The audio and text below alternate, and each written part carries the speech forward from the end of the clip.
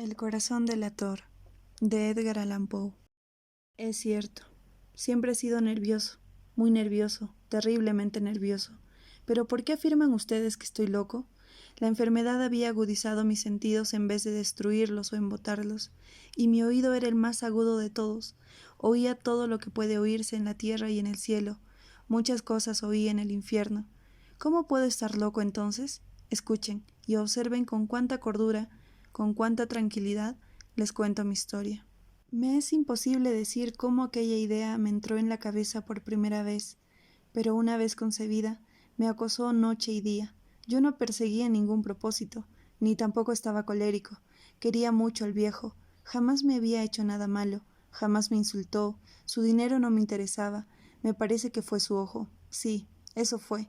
Tenía un ojo semejante al de un buitre, un ojo celeste y velado por una tela. Cada vez que lo clavaba en mí, se me helaba la sangre, y así, poco a poco, muy gradualmente, me fui decidiendo a matar al viejo y librarme de aquel ojo para siempre. Presten atención ahora. Ustedes me toman por loco, pero los locos no saben nada. En cambio, si hubieran podido verme, si hubieran podido ver con qué habilidad procedí, con qué cuidado, con qué previsión, con qué disimulo me puse a la obra. Jamás fui más amable con el viejo que la semana antes de matarlo. Todas las noches, hacia las 12, hacía yo girar el picaporte de su puerta y la abría, oh, tan suavemente, y entonces, cuando la abertura era lo bastante grande para pasar la cabeza, levantaba una linterna sorda, cerrada, completamente cerrada, de manera que no se viera ninguna luz, y tras ella pasaba la cabeza. Oh, ustedes se hubieran reído al ver cuán astutamente pasaba la cabeza. La movía lentamente, muy, muy lentamente, a fin de no perturbar el sueño del viejo. Me llevaba una hora entera introducir completamente la cabeza por la abertura de la puerta, hasta verlo tendido en su cama. ¿Es que un loco hubiera sido tan prudente como yo? Y entonces, cuando tenía la cabeza completamente dentro del cuarto, abría la linterna cautelosamente. Oh, tan cautelosamente. Sí, cautelosamente iba abriendo la linterna, pues crujían las bisagras. La iba abriendo lo suficiente para que un solo rayo de luz cayera sobre el ojo de buitre. Y esto lo hice durante 7 largas noches, cada noche a las 12, pero siempre encontré el ojo cerrado, y por eso me era imposible cumplir mi obra, porque no era el viejo quien me irritaba, sino el mal de ojo. Y por la mañana, apenas iniciado el día, entraba sin miedo en su habitación y le hablaba resueltamente, llamándole por su nombre con voz cordial y preguntándole cómo había pasado la noche. Ya ven ustedes que tendría que haber sido un viejo muy astuto para sospechar que todas las noches, justamente a las 12, iba yo a mirarlo mientras dormía. Al llegar la 8ª noche, procedí con mayor cautela que de costumbre al abrir la puerta. El minutero de un reloj se mueve con más rapidez de lo que se movía mi mano. Jamás, antes de aquella noche, había sentido el alcance de mis facultades, de mi sagacidad. Apenas lograba contener mi impresión de triunfo, pensar que estaba ahí, abriendo poco a poco la puerta, y que él ni siquiera soñaba con mis secretas intenciones o pensamientos. Me reí entre dientes ante esta idea, y quizá me oyó, porque lo sentí moverse repentinamente en la cama, como si se sobresaltara. Ustedes pensarán que me eché hacia atrás, pero no.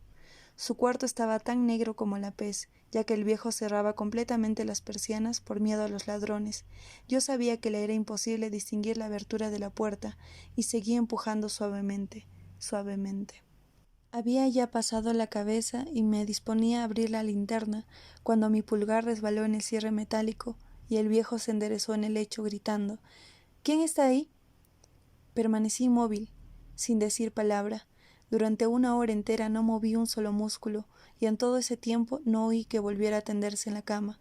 Seguía sentado, escuchando, tal como yo lo había hecho noche tras noche, mientras escuchaba en la pared los taladros cuyo sonido anuncia la muerte. Oí de pronto un leve quejido, y supe que era el quejido que nace del terror. No expresaba dolor o pena, oh no, era el ahogado sonido que brota del fondo del alma cuando el espanto la sobrecoge. Bien conocía yo ese sonido. Muchas noches, justamente a las 12, cuando el mundo entero dormía, surgió de mi pecho, ahondando con su espantoso eco los terrores que me enloquecían. Repito que lo conocía bien. Comprendí lo que estaba sintiendo el viejo y le tuve lástima, aunque me reía en el fondo de mi corazón. Comprendí que había estado despierto desde el primer leve ruido, cuando se movió en la cama. Había tratado de decirse que aquel ruido no era nada, pero sin conseguirlo. Pensaba, no es más que el viento en la chimenea, o un grillo que chirrió una sola vez.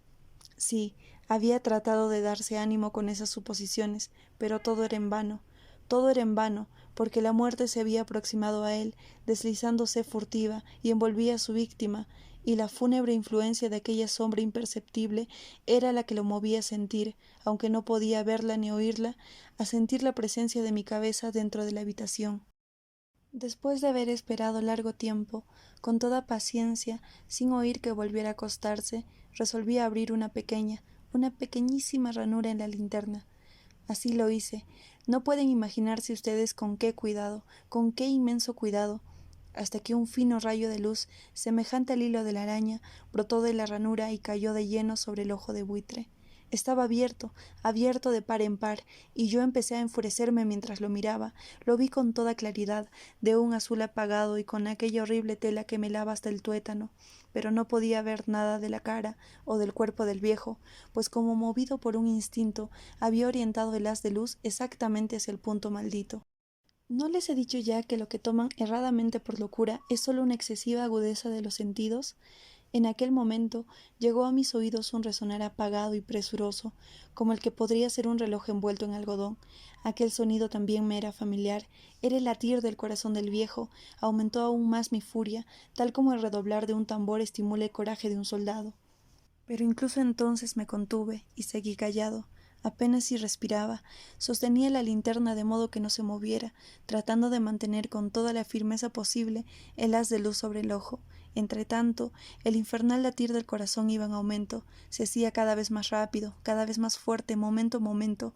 El espanto del viejo tenía que ser terrible, cada vez más fuerte, más fuerte. ¿Me siguen ustedes con atención? Les he dicho que soy nervioso. Sí, lo soy. Y ahora, a medianoche, en el terrible silencio de aquella antigua casa, un resonar tan extraño como aquel me llenó de un horror incontrolable. Sin embargo, me contuve todavía algunos minutos y permanecí inmóvil. Pero aquel latido crecía cada vez más fuerte, más fuerte. Me pareció que aquel corazón iba a estallar, y una nueva ansiedad se apoderó de mí. Algún vecino podía escuchar aquel sonido. La hora del viejo había sonado. Lanzando un alarido, abrí del todo la linterna y me precipité en la habitación. El viejo clamó una vez, nada más que una vez. Me bastó un segundo para arrojarlo al suelo y echarle encima el pesado colchón. Sonreí alegremente al ver lo fácil que me había resultado todo, pero durante varios minutos el corazón siguió latiendo con un sonido ahogado. Claro que no me preocupaba, pues nadie podía escucharlo a través de las paredes. Cesó por fin de latir. El viejo había muerto. Levanté el colchón y examiné el cadáver. Sí, estaba muerto, completamente muerto. Apoyé la mano sobre el corazón y la mantuve así largo tiempo. No se sentía el menor latido. El viejo estaba bien muerto. Su ojo no volvería a molestarme. Si ustedes continúan tomándome por loco, dejarán de hacerlo cuando les describa las astutas precauciones que adopté para esconder el cadáver. La noche avanzaba, mientras yo cumplía mi trabajo con rapidez, pero en silencio. Ante todo descuarticé el cadáver, le corté la cabeza, brazos y piernas, levanté luego 3 planchas del piso de la habitación y escondí los restos en el hueco. Volví a colocar los tablones con tanta habilidad que ningún ojo humano, ni siquiera el suyo, hubiera podido advertir la menor diferencia. No había nada que lavar, ninguna mancha, ningún rastro de sangre. Yo era demasiado precavido para eso. Una cuba había recogido todo. Cuando hube terminado mi tarea eran las 4 de la madrugada, pero seguía tan oscuro como a medianoche. En momentos en que se oían las campanadas de la hora, golpearon a la puerta de la calle. Acudí a abrir con toda tranquilidad, pues ¿qué podía temer ahora? Hallé a 3 caballeros, que se presentaron muy civilmente como oficiales de la policía.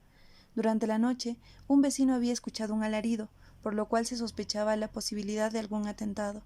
Al recibir este informe en el puesto de policía, habían comisionado a los 3 agentes para que registraran el lugar. Sonreí, pues ¿qué tenía que temer? Di la bienvenida a los oficiales y les expliqué que yo había lanzado aquel grito durante una pesadilla. Les hice saber que el viejo se había ausentado a la campaña.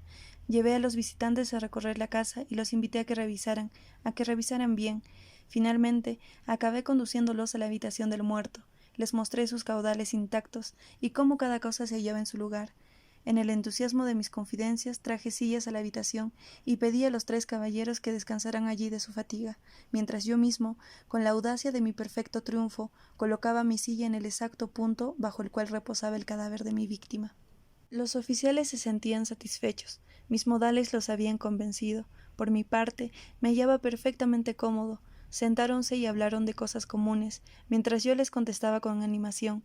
Mas al cabo de un rato empecé a notar que me ponía pálido y deseé que se marcharan. Me dolía la cabeza y creía percibir un zumbido en los oídos, pero los policías continuaban sentados y charlando.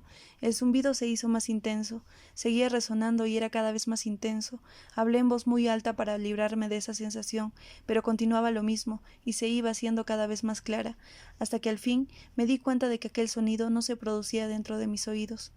Sin duda, debí de ponerme muy pálido, pero seguía hablando con creciente soltura y levantando mucho la voz. Pero el sonido aumentaba. ¿Y qué podía ser yo? Era un resonar apagado y presuroso, un sonido como el que podría ser un reloj envuelto en algodón. Yo jadeaba, tratando de recobrar el aliento, y sin embargo, los policías no habían oído nada. Hablé con mayor rapidez, con vehemencia, pero el sonido crecía continuamente. Me puse en pie y discutí sobre insignificancias en voz muy alta y con violentas gesticulaciones, pero el sonido crecía continuamente. ¿Por qué no se iban? Anduve de un lado a otro, a grandes pasos, como si las observaciones de aquellos hombres me enfurecieran, pero el sonido crecía continuamente. ¡Oh, Dios! ¿Qué podía hacer yo? Lancé espumarajos de rabia, maldije, juré, balanceando la silla sobre la cual me había sentado, raspé con ella las tablas del piso, pero el sonido sobrepujaba a todos los otros y crecía sin cesar. Más alto, más alto, más alto, y entre tanto los hombres seguían charlando plácidamente y sonriendo. ¿Era posible que no oyeran? ¡Santo Dios! No, no, claro que oían, y que sospechaban, sabían, y se estaban burlando de mi horror. Sí, así lo pensé y así lo pienso hoy, pero cualquier cosa era preferible a aquella agonía, cualquier cosa sería más tolerable que aquel escarnio. No podía soportar más tiempo sus sonrisas hipócritas, sentí que tenía que gritar o morir, y entonces, otra vez, escuchen, más fuerte, más fuerte, más fuerte. Basta ya de fingir, malvados, aullé, confieso que lo maté, levanten esos tablones, ahí, donde está latiendo su horrible corazón.